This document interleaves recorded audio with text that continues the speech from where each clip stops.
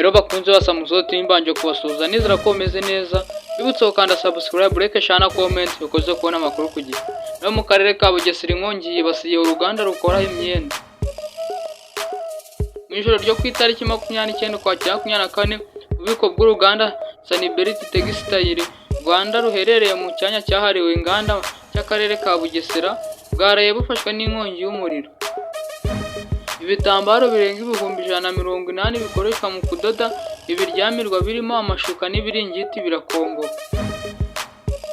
Ishami rya polisi rishinzwe kuzimya inkongi yahise ryihutira gukora ubutabazi rizimya uwo muriro utararenga igice kinini cy'uruganda.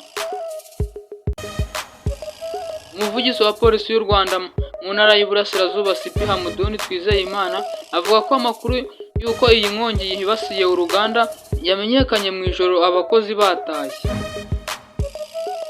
Ati ababibonye umwotsi wari mwinshi, ababibonye bihutiye gutanga amakuru. Ishami rya polisi rishinzwe kuzimya inkongi ryahise ryihutira gukora ubutabazi rizimya uwo muriro utaragera mu gice kinini cy'uruganda. Agaciro k'ibyangijwe n'inkongi nikahise kamenyekana, ba nyiri uruganda bakaba bakibarura ngo barebe ibyangiritse.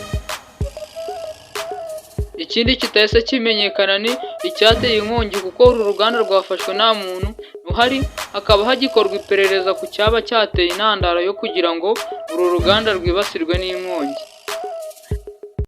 Polisi yigira abantu inama yo gutunga za kizimyamwoto no kwirinda gusiga bacometse ibintu bikoresha amashanyarazi kandi batari hafi. Ikindi ni ukugenzura ko insinga z'amashanyarazi zidashaje ndetse zujuje n'ubuziranenge kuko nazo ziri mu biteza inkongi.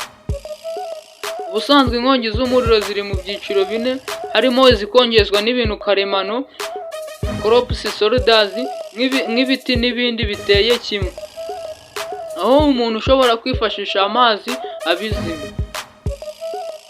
Icyo cyiciro cya kabiri cy'inkongi ni ituruka ku bisukika byaba mazutu, esansi, benzine n'ibindi.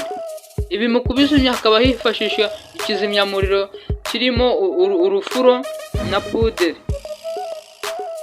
Ubwoko bwa gatatu bw'inkongi ni igihe umuriro uturuka kuri gaze, aha hifashishwa puderi, ikinyabutabire carbon dioxide, cyangwa ukaba wakwifashisha ikiringiti gitose mu gihe umuriro ukiri muke.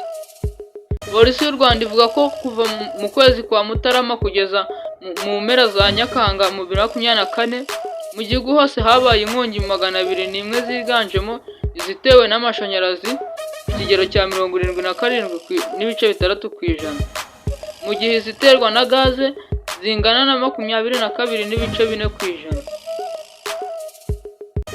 Umujyi wa Kigali ni wo uza ku isonga mu kugira inkongi nyinshi, aho wari wihariye izingana na 51% muri ayo mezi 7 ya mbere y'uyu mwaka. Renga kakumeza gashyamo kucyasa muzoti mbitsa ukanda subscribe, like, share na comment yakoze kubona amakuru ku gihe. Thank you.